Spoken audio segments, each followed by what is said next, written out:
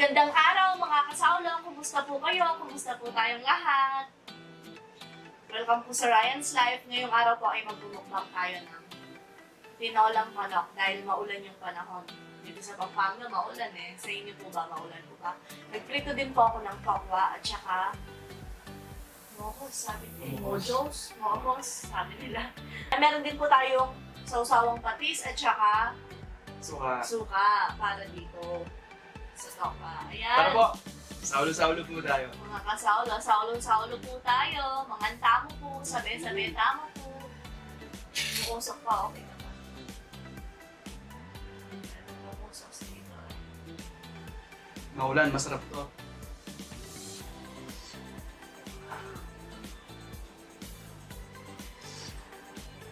Sarap. Mas masarap siguro to kung dahon ng sili, no? Paparas na. Hindi, mas masarap. Manghang siya. Hindi, parang mas masarap yung may daon ng sili. Tsaka, Pareho. sarap eh, yung sabaw na mainit na mainit. Mainit-init pa. Ng araw ng dire-diretso yung ulan, no? Yung ginamit ko po palang paborito sa tokwa tsaka dito sa mokos. Alam niyo po yung crispy fried, mas masarap sana kung spicy kaso yung nagamit ko original kasi Oo, walang wala na spicy sa tindahan. So, tabaw. Kaya,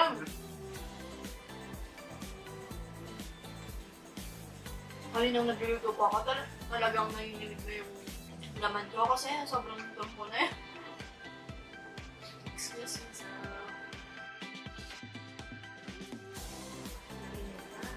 Eh, kahit may masarap. Sobrang hilig na yung laman ko. Kumain.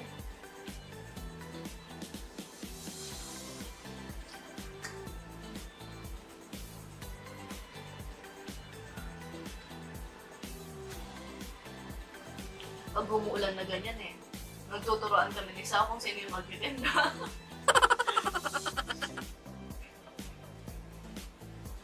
Kaming dalawa na lang yung nasa tindahan. Para fair. Oo.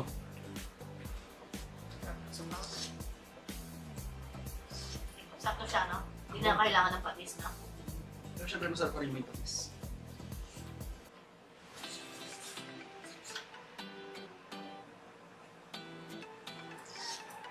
Sobrang init pa rin kasi hanggang hindi natatapos ng burrito si Sao.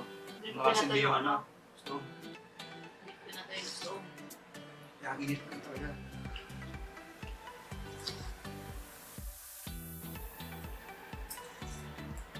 Ano pa madalas nyo kayo ng tuwing tag-ulan? Sarap din yung sopas niyan, no?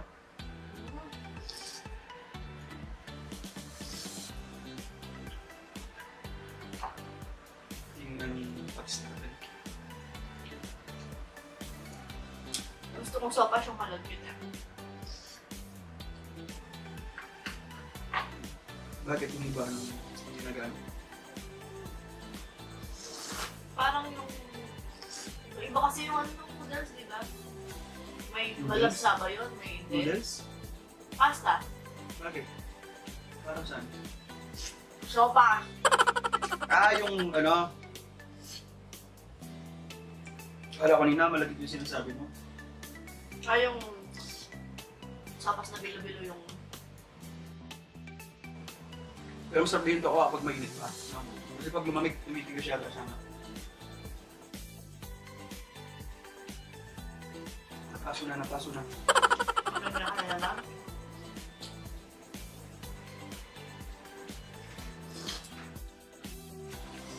Daming malunggay nito eh. Yung pamangkin niya kumuha. Sinutusan niya. Kumuha ka ng isang buong yung Tama. yung puno ng puno ng malunggay. Tawang-tawa yung ate ko kanina sa Para daw kanya. hindi na kami humingi pa. Nagpakuha kasi ako sa kanya. Binigay niya sa akin yung isang buong puno yata ng malunggay.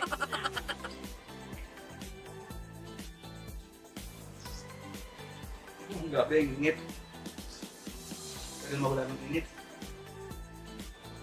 Kamay na natin. Oh. Ulan pa.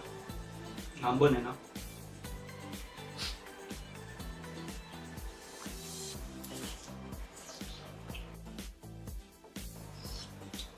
May tayo sa Apa? Ay. Nakapasok-pasok ka na?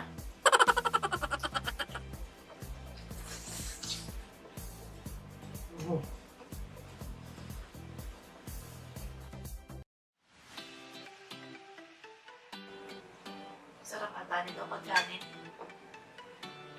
Pauwi sana maulan, no? Kaso ang daming trabaho. Istorbo gaya ng mga tatrabaho dun sa amin sa ano, Laruan daan. Laguan, Kalsada. Akala ko mga bata. Nababasa lang sa ulan pag nakapasok sa eskwelahan. Parang na-realize ko talaga yung mga bata malakas pa yung stage pag ganun. Pag tumatat ulan, hindi gaya sa atin, matatanda, maulan pa lang konti, nagkakasakit ka na, no? Tsaka konting ulan lang lalamigin tayo.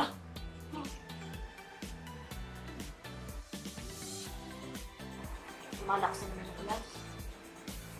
Hindi ko lang sure kung dirinig dyan. Patinig na. Maririnig. Malakas o malakas?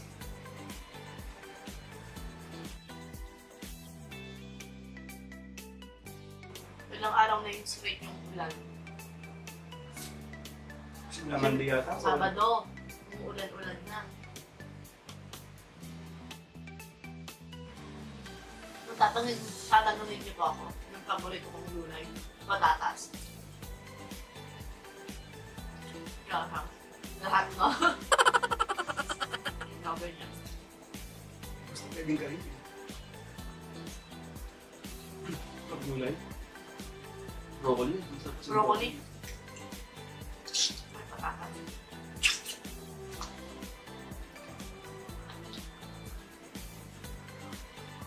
Tinanggal ko na din kasi sa paborito ko yung patatas eh. Kasi di ba yung sa mga ano, yung road crops na ano, gulay bawal.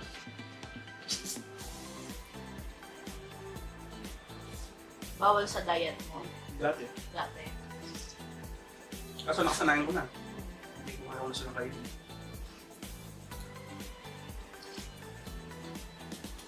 Tulad nito, bawal to. Sorry. Yung ano, yung tokwa.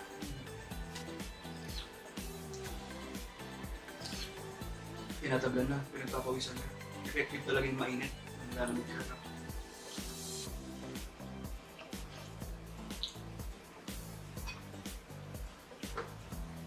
Mag-isa ka sa ano, pag summer gano'n, inom ka daw ng kape. Mawawala yung... Pinit ng katawan mo. Totoo naman. Or matatanggal yung pawis ko na. Yung pinulong sa akin. Parang yung poso, no? Ang galing ng poso. Pag mainit yung panahon, malamig yung tubig niya. Kapag malamig naman yung panahon, maligamgam yung parang gano'n yung kaya mong Sarap yung tubig niya. ano, Sarap yung tubig niya. pag pinaligo mo.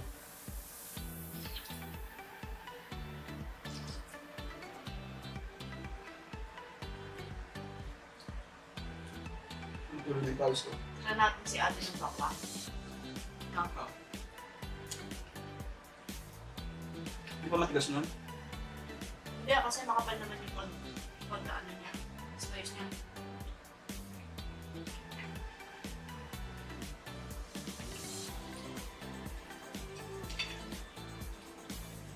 Pinalitan ko na yung battery. Kapag nagtutubar na, pinapalitan ko na agad. Nakakatulas na. Baka putol na naman yun. Manok pa sa wings.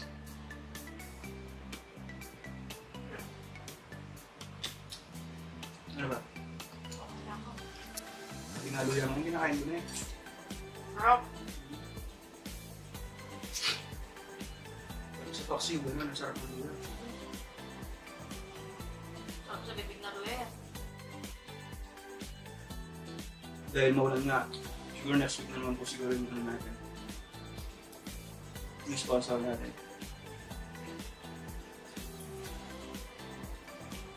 Dahil pa kasi nila. Siyempre, pamama.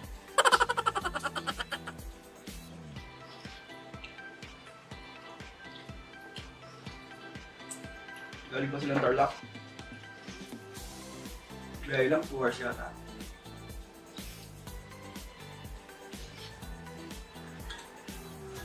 Ilan yung titira natin kaya? Dalawa. Siguro hindi naman yata na kinakain.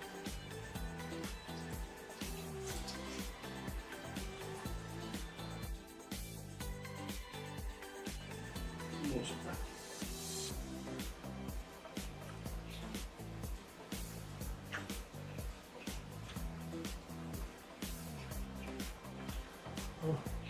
Sarap tubig. Ay, ito malambot.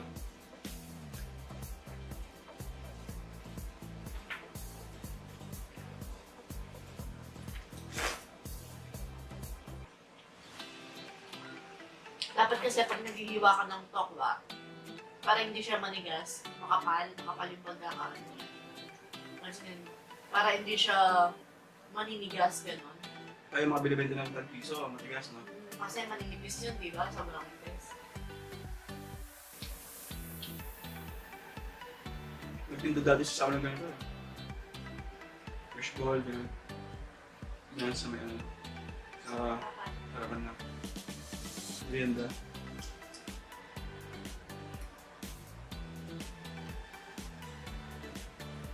Kinukupitan niya ako, no? Dami niya nakukupit sa akin. Pag naalala ko, yun, tawang-tawa ko sa kanya. Binigyan ko naman sa kanya, kumbaga, ipon ko lang.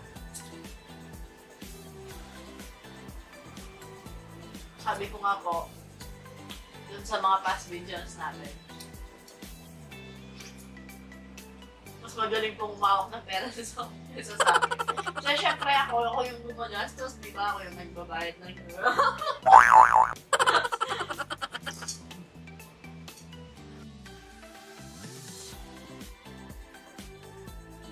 Ang bata kasi napapagalitan ako lagi. Tuwing bibigyan ng pera. Tapos lagi sinasabihin ng nanay ko na hindi man lang nagtatagal sa yung pera, sabi niya gano'n sa akin. Ganyan. Tapos sabi ko doon, parang naisip ko yung huli naman, nangungula po na daw yung pera sa akin, hindi pa ginagastos.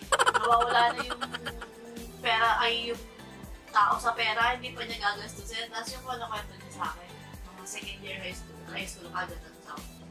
Yung, Pag may 20 pesos ka, ganyan, magtatagal talaga siya sa'yo. Kabalik na Kahit yung fourth year. Nag-yos pa kasi ako nun eh. Napaabot ko lang hanggang bukas ng 20, gano'n. Tignan mo itong dalawa sa ako. Ano naman ang hirap talaga ang budget sa panahon na yan. Ano, sakto lang yung pera mo, di ba? Yung 1,000 ngayon, parang sundan na lang. Hirap. Pataas ng pataas yung mga bilihin mo, yung feeling ng ganun lang.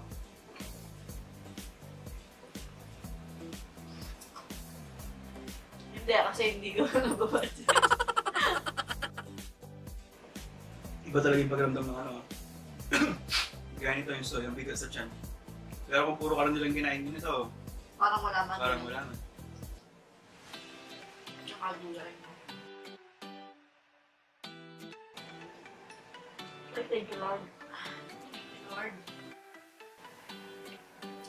Habang sarap na sarap pa po sa kain si Sao, mag-shoutout na po tayo.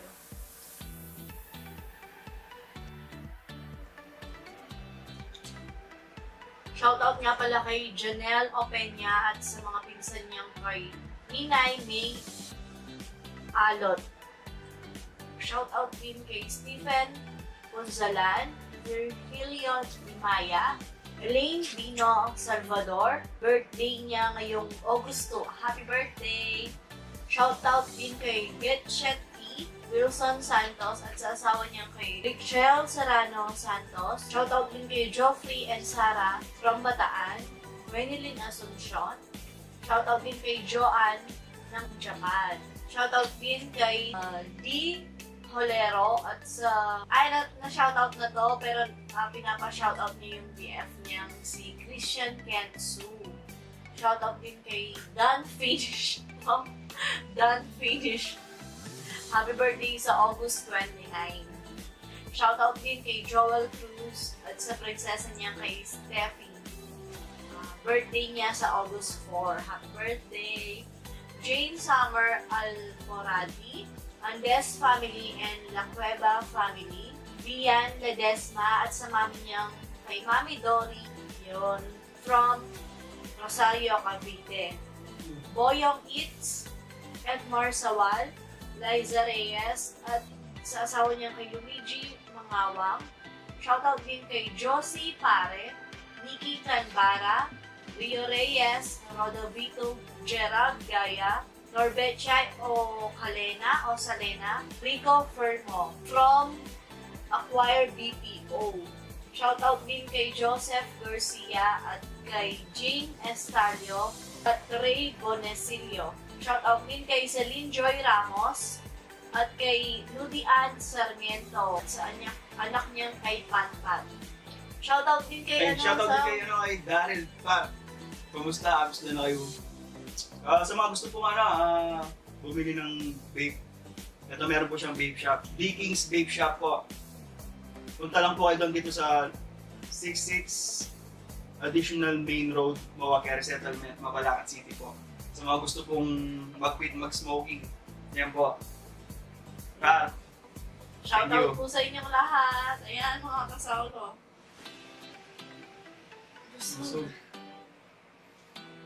Ayan, at dito na po namin tatapusin ang ating mukbang. Sa susunod, paalam. Maraming salamat po.